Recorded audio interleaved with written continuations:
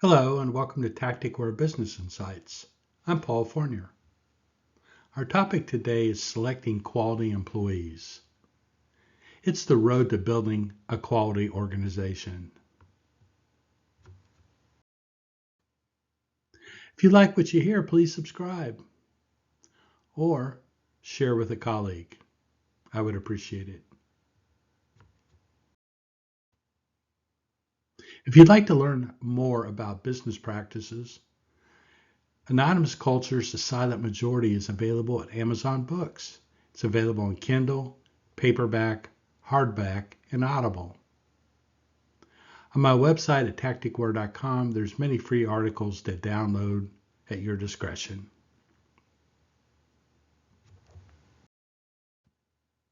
So our topic is selecting quality employees, the road to building a quality organization. It's long been my belief that people are the defining difference in every organization. And the logic's fairly simple. Employees are ambassadors of company perception and achievement. Employees transmit perception with every order and customer interaction. Customers establish trust and satisfaction with the organization. And finally, satisfied and loyal customers reorder your products and services. The end result is revenue is a result. Perception and quality employees are the source. It begins with understanding the value of your vision, mission, and core values. Employees absorb company culture on the very first day of employment. New employee onboarding of employee handbooks, training, and mentoring all establish perception. The great disconnect is when new employees discover during that first week that these areas of concern are either poorly planned and implemented or non-existent. Companies are not walking their talk. And at the very beginning, we're establishing employee perception. So my question at this point is, do your company value statements reflect the reality of your organization? Are they accurate?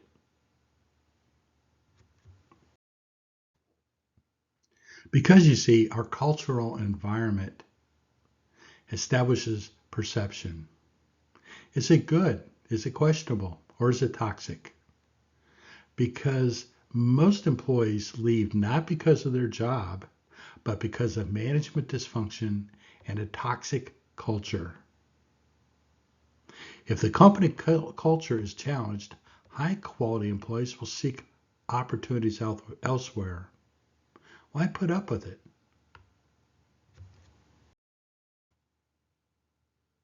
The second component is our core values. Every company has different attributes they value most.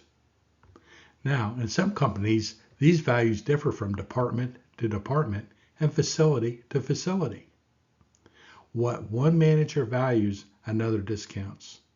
So potentially, a company could have multiple candidate attributes being valued.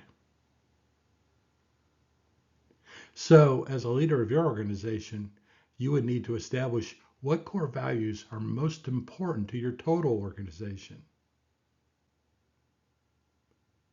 So, as we interview candidates, managers should first determine if the candidate aligns to our core values long before we discuss job skills.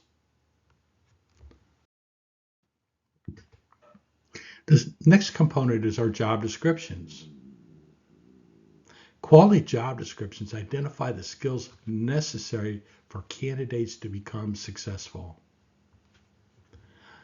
Unrealistic job descriptions create dysfunction and sometimes toxic environments within a department or the entire company. Unrealistic performance expectations amplify communication disconnects between management and employees. Again, we're establishing employee perception as well as management perception. So the question becomes, Are your job descriptions accurate and realistic? Do they really ask the right questions of what is needed for a candidate to be successful? Another component to consider is employee onboarding. Now, onboarding is not training. It's the time and place to communicate the values of the organization.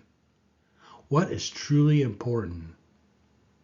It's a time to introduce the leadership, communicate the history of the organization, reflect on the vision, mission, and core values, discuss the employee handbook, discuss employee safety, understand the channels of communication between management and employee, and to describe the benefits of the organization. But again, this isn't training time to do a particular job. It's building a process of communication.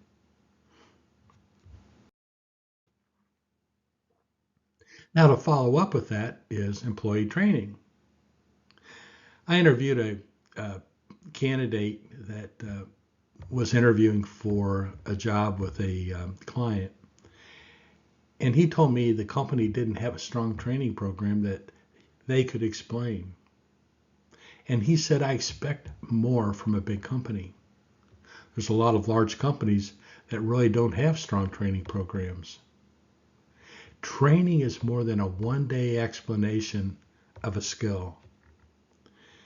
It encompasses understanding the company, the value they place on their customers, and the role all employees play in achieving the daily mission.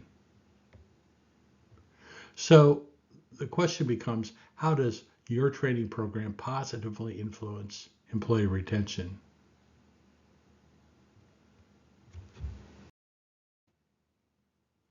All these attributes lead to greater profit for the organization. Remember, profit is a result. I submit that quality employees generate far greater profitability for several reasons. Employees are more productive. Product and service quality is greater. I know for a fact employee retention is greater. Quality employees require much less management time. And here's the big one. Quality employees contribute to team. Quality employees are simply an asset to the organization. So again, I go back to the question, what is your employee attrition rate? How many good people are you losing each year?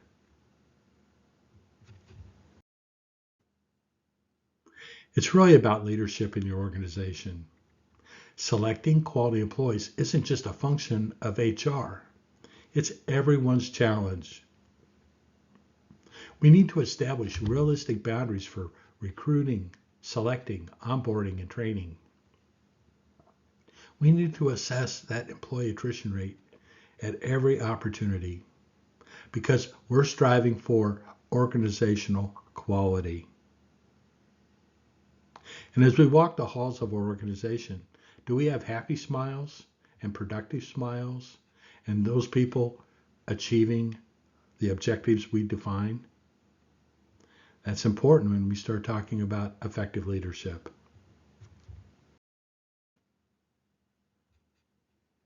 I think it's always interesting to discuss how management teams value people and equipment.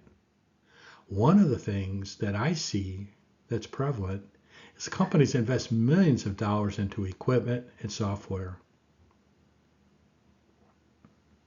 The quality of manufacturing equipment and services is only as good as the employees and the management teams operating them.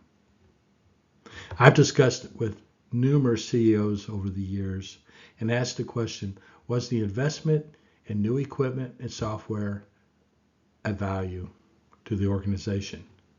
And many times those same CEOs said, we should have invested more in our people.